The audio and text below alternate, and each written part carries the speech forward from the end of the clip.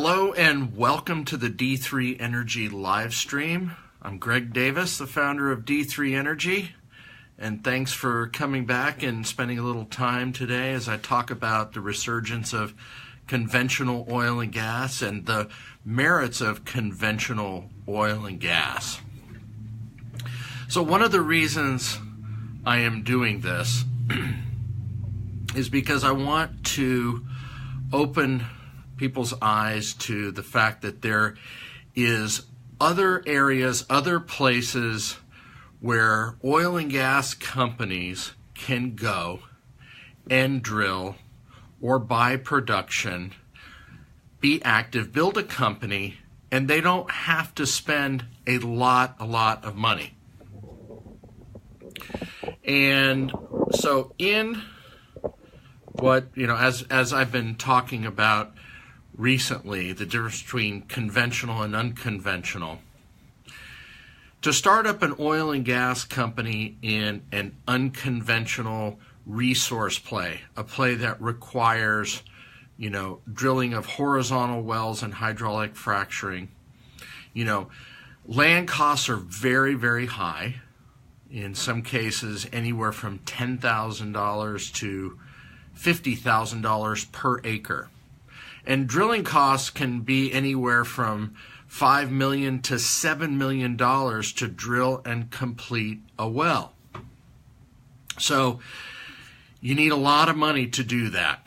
And most of those areas in the Bakken, in the Permian Basin, in the core of the Permian Basin, in the Eagle Ford in Texas, the Marcellus back east in Pennsylvania, and now up in Wyoming and Colorado where, these old conventional reservoirs now, companies are going after the unconventional shale with these long horizontals. I mean, the cost is huge, and there's a lot of oil and gas remaining there, but there's so much competition. The land costs are high, the drilling costs are high, and so you got to have a lot of money to get started. In many cases, hundreds of millions of dollars just to get started, so you know that you can develop your resources.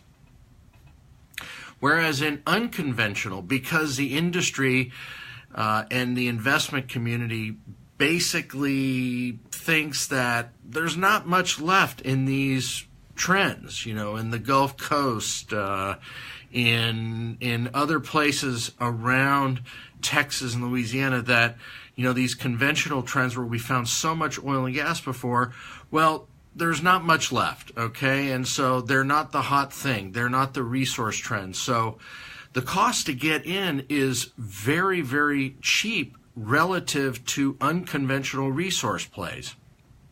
And as I've said before, in some cases, the land costs, there's areas that we have seen and that we know of where you can buy land for $25 per acre versus $10,000 or $50,000 an acre.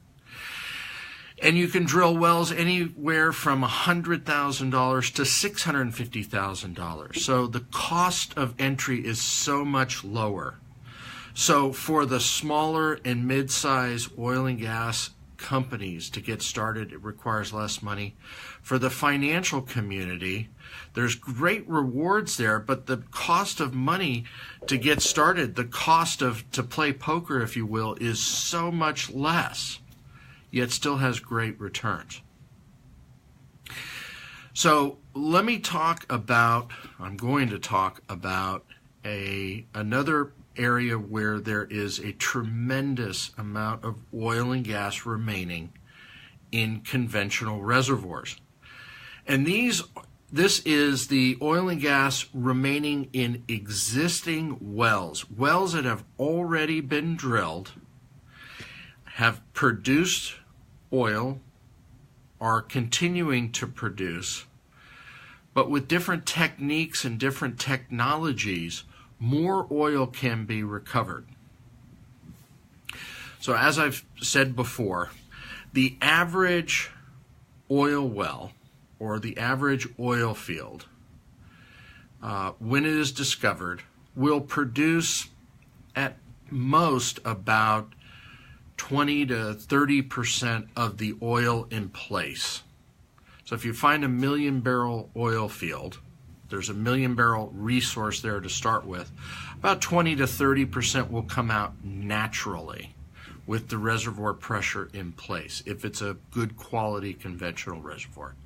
So that means about, 20 to 30% will come out naturally, and then that's in primary recovery. So the natural pressure makes that oil flow to the wellbore, and then with secondary recovery techniques, water flooding, an additional 10 to 20% of that oil, or sometimes 30% can come out, so double the amount. So let's say 45% of that total oil reservoir gets produced. So in many cases, there's still about 60% of the oil remaining in these wellbores that we know where they are.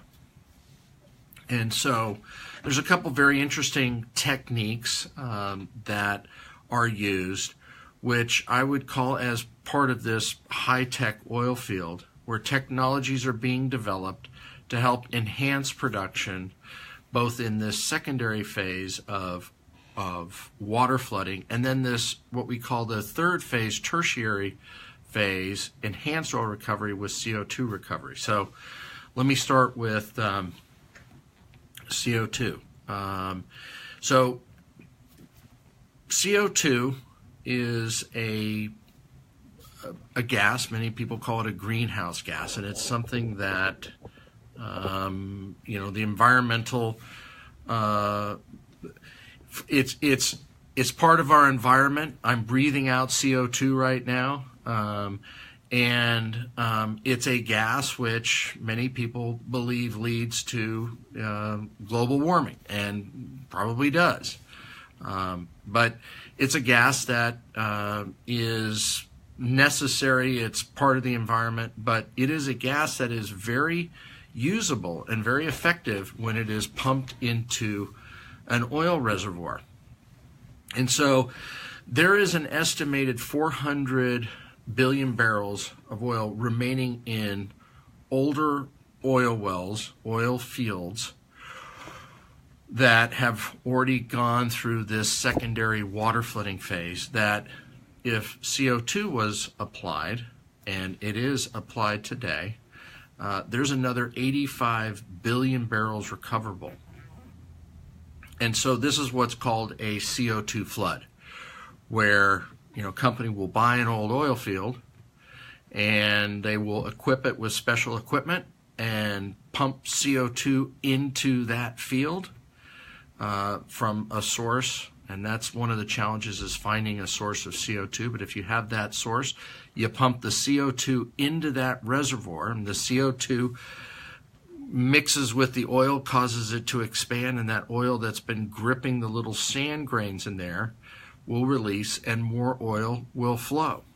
And so today in the United States, with CO2 flooding at a certain oil price, and oil prices do need to be a little bit higher, in the $65 to $75 per barrel range, there is an estimated 85 billion barrels of oil remaining available for America to capture.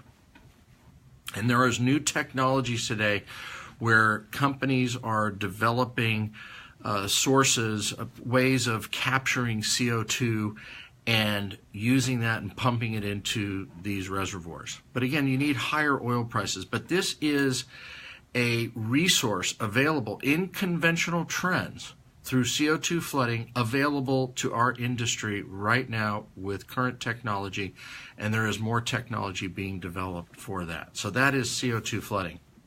Now, going back to the secondary phase of recovery, remember, there's primary, that gets the oil to come out with the original reservoir pressure, and then the secondary is with water flooding. Water flooding is a process whereby water is pumped into a reservoir and it is flooded, if you will. The water is pumped into this oil reservoir and the water starts flowing, and there's usually a certain pattern that is developed where you'll have a well bore here, and then you'll have 4 well bores around it. They call it a 5 spot, so a well in the middle and 4 around it. And so water is pumped in through those injection wells towards the producing well, and it basically pushes the oil that's remaining in that reservoir with water to that producer well, and it'll pump out. And sometimes you can get almost the same amount of oil you got out during primary production during the water flood. And so if there was 200,000 barrels produced in a field, you could get another 200,000 barrels. And there's new technologies today that are being developed to increase our ability to water flood. So water flood technology. One being, there is software that's developed. There's a local Houston company here that has a program, a proprietary patented program they have, that they're able to monitor the flow of water in that reservoir and do computer simulations and see where that water is going. And, you know, reservoirs aren't just this beautiful little, you know, saucer-shaped, pool of oil. There's little sand bodies and nooks and crannies and edges and, humps and valleys, and the oil will sit in there. Well, they know how to map those reservoirs and then map the flow of the fluids to direct those fluids to go get that remaining oil. And it's proven to be a very, very effective process, and with demonstrable results. And, all created, by, folks who... That was a phone call. I'm back. That know how to map that fluid down in the reservoir and simulate it with computers. And so that is some of the technology that's available. And then the other one is there is molecules known as polymers, and they're these molecules that are created in the lab, and not being the scientific type, but essentially a polymer is a complex molecule, so a molecule more complex than, say, a water molecule, that is created, and when mixed with water and pumped into the reservoir, it makes the water more viscous. So a more viscous fluid has an ability to have a better sweep. It's more sticky, and it'll sort of push. It makes water more viscous and thus thicker, so it can grab the oil that's remaining better than just, say, the water itself. So there's these polymer technologies that increase the viscosity of water, the ability of water to grab a hold and loosen up this oil that is sticking to these sand particles, that if you just use plain water, the water would just go by that oil molecule. With these polymers being more viscous, it pushes through, it grabs this oil and pushes it to the wellbore. So incredible stuff is going on. And, and this is important because this is stuff that is, yes, it's high tech, but it is available to oil companies today, and the cost of implementation is very economical. So at $50 oil, these technologies can be applied by the smaller oil company, and you can make money. And one other thing that I'm going to say, and I'll wrap with this. So in the United States today, there is about 500,000 producing oil wells, and it's going up every year, every day right now. Lots and lots of wells are being produced. But almost 80% of those wells produce less than 10 barrels of oil per day and a small amount of natural gas. So 80% of the wells in the United States produce at very low volumes, but represent, about 10 to 15% of the daily oil production in the United States. These little wells are called stripper wells. Stripper in that they're stripping the last remaining pools of oil out of these reservoirs. So they're stripping out the oil. So they're called stripper wells. And stripper wells get kind of a bad name. Most people think, well, a stripper well, these little low volume wells that may produce 1 or 2 barrels a day, they can't make money. Yet 80% of the wells in the United States are stripper wells and are owned by small companies and are owned by mom and pops, farmers. And they make money on these wells. And what's been remarkable is with some of the work that my team and I have done and the research that I've done, while most people think these stripper wells don't make money, they actually do make money. Even a barrel a day well will make money, because the cost to operate, in many cases, all it is some electricity and a pump, and they're very low maintenance. And they're a very important part of the production mix in the United States. And every well that is drilled will ultimately become a stripper well. And these stripper wells, let's say the average stripper well makes 2 barrels a day. With technology, if all you do is increase the flow rate of that well by 1 more barrel, so 30%, well, you're making 3 barrels a day. But if you're already making, let's say, a 20%, 30% rate of return every month, suddenly you're making 40 and 50%. Very, very economical. The resource is huge. There is so many stripper wells out there. And if all we did was get 1 or 2 more barrels a day out of those wells, the increase in production is remarkable. So I say all this because there is huge economic benefits to being in the conventional oil and gas business, and that is what I want to convey to you.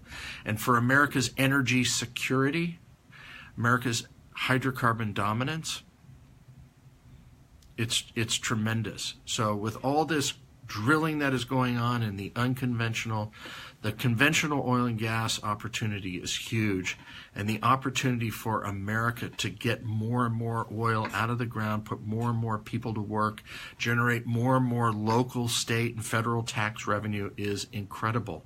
Get more people to work, and increase our position in the world stage.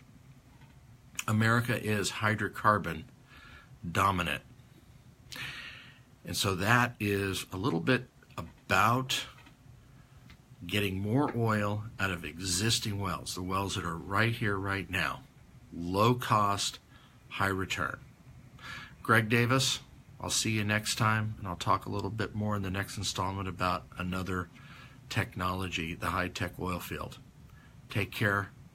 Please share, spread the word, help continue to build the momentum, the paradigm shift, going back to conventional oil and gas, the good legacy, conventional American oil and gas industry. Thanks.